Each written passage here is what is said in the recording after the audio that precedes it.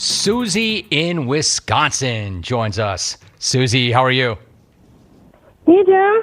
Welcome back from the Badger State. Thank you very much. Thanks for taking my call again. And your show hasn't really been the same since you left, and neither have I. I was eager to share with my dad our previous conversation that we had live on the air. Susie, so really, let me jump in. Susie, for those who did not hear that conversation that you were going to share with your dad, remind the folks what you and I talked about when you called. Yeah, so I kind of threw out to the universe, as I said, that I wanted a sign and I want a connection with my brother. And it was right before his birthday was going to happen on July 4th, and he passed away about 5 months ago. Your show came along. I definitely felt like he absolutely would have loved it, and his sarcasm and wit and everything really reminded me of you as well. So I know that's a really difficult thing to talk about, but I thought it was such a powerful moment and such a powerful call that I just wanted to reset that. So thank you for that. And then you found your dad and you had a conversation with him. How did that go? Well, I was eager to share, and I wanted to send him the link to our conversation on jimrome.com. So he could listen for himself, but my dad's not the most technically savvy guy.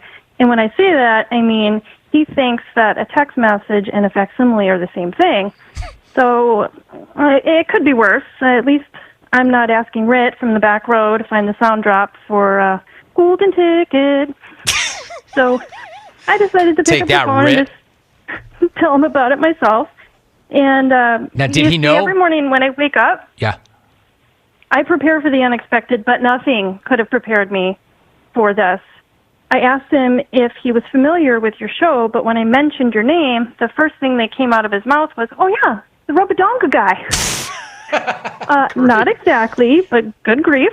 Oh no, exactly. He's right. Yeah. So I was like, well, kind of. The last thing a grown woman ever wants to hear come out of her dad's mouth are the words rubba donga. That is, unless you're from Buffalo, where it's a family tradition to throw an RD on the football field. Anyways, thanks for taking my call, and your show does continue to change my life. And you now have a new old listener in Wisco who will learn that your show is about much more than a rubba donga. War Bills fans using rubba dongas as confetti, war lady clones, and on Wisconsin. Oh, and last but not least, if you were curious possibly why Wisconsin blizzards are better, I believe they use custard instead of ice cream, which has egg yolk in it. Makes it silkier and creamier.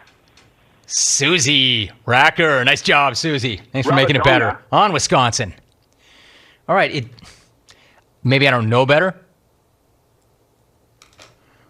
I just got a text from my son that just popped in. He's so funny. In the middle of this whole conversation, I know he's not listening. Jake, who's been now in Wisconsin 3 weeks, says, quote, "How's healthy eating? I miss it." This is a kid who goes to school in Wisconsin. It's good, son. I mean, I've done it for all of 24 hours. So Susie just said the reason the blizzard tastes so much better is they don't use ice cream. They use custard.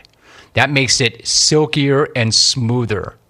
And she also said that when she said to her father, who she did not know whether or not he knew of me or the show, his response was, "Oh yeah, I know him. He's the rubba donga guy." Rubba donga.